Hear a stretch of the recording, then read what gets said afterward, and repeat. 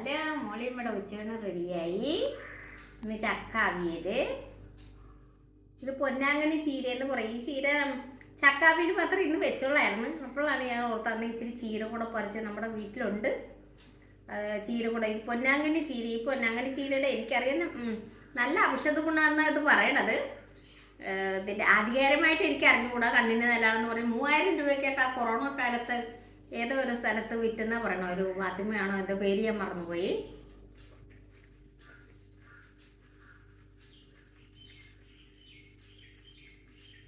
അപ്പം അത്ര വല്ല ഔഷധ ഗുണം ഉള്ളത് കൊണ്ടായിരിക്കും ആ 3000 രൂപയ്ക്ക് വിറ്റത്. നേരാണെന്നും എനിക്ക് അറിഞ്ഞുകൂടും. 3000 രൂപയ്ക്ക് വിറ്റെന്നുള്ളത് നേരെ. അവരെപ്പോഴും യൂട്യൂബിലൊക്കെ ഇടാറുണ്ടായിരുന്നു. ആൾക്കാർ പോയി മേടിക്കാറുണ്ടായിരുന്നു. പക്ഷേ 3000 രൂപയൊന്നും തരണ്ട, 300 തരണ്ട. നമ്മുടെ വീട്ടിൽ വരാമെങ്കിൽ ഇച്ചിരി തോരന ഒക്കെ വയ്ക്കാനായിട്ട് തരാം. എല്ലാം കാശല്ലല്ലോ, നമുക്ക് സ്നേഹമല്ലേ വേണ്ടത്.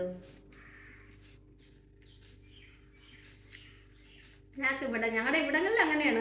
ചുറ്റുപാടിൽ അങ്ങനെയാണ്. നിങ്ങളുടെ അവിടെയൊക്കെ അങ്ങനെയൊക്കെ തന്നെ ആയിരിക്കും. നമ്മളെന്തെങ്കിലും ഉണ്ടെങ്കിൽ അങ്ങോട്ടും ഇങ്ങോട്ടൊക്കെ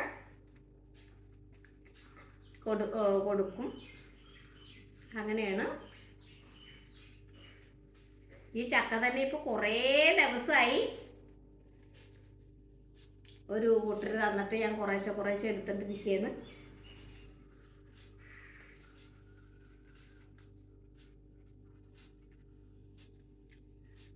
പിന്നെ പള്ളിക്കൂടത്തിലെ പരീക്ഷയൊക്കെ എല്ലാവരും നല്ലോണം എഴുതാനായിട്ട് ഒഴിയുമ്പോൾ ദിവസവും പ്രാർത്ഥിക്കാറുണ്ട്. ദിവസവും ഞാൻ പള്ളിയിൽ പോകാറുണ്ട്. അപ്പോൾ പ്രാർത്ഥിക്കാറുണ്ട്. എല്ലാവരും നല്ല വിജയം മേടിച്ച് എല്ലാവരും നല്ല നല്ല പിള്ളേരായിട്ടൊക്കെ ഉയർച്ചയിലൊക്കെ എത്തട്ടെ.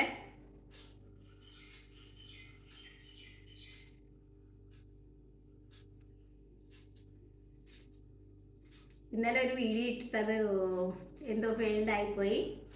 അപ്പോൾ എല്ലാവരെയും എനിക്ക് കമൻറ്റ് എഴുതുന്നവരെ എല്ലാവരെയും എനിക്ക് ഞാൻ എഴുതാൻ പറ്റിയില്ല. ഇനി അടുത്തതൊരു ഉടുമ്പിൻ്റെതാണ് ഇടാൻ പോണത് കേട്ടോ. ഉടുമ്പിന് അതെല്ലാവരും ഉടുമ്പ് നമ്മുടെ മുറ്റത്ത് കൂടെ പോയപ്പോൾ ഞാൻ എടുത്ത്. അപ്പോൾ ഇനി മോളിമേൽ സപ്പോർട്ട് ചെയ്യണം. എല്ലാവരും സപ്പോർട്ട് ചെയ്യണം. ഷെയർ ചെയ്യാനും സബ്സ്ക്രൈബ് ചെയ്യാനൊന്നും മറക്കരുത്. അടുത്ത വീഡിയോ ആയിട്ട് വീണ്ടും കാണുന്നവരെ ബൈ ബൈ.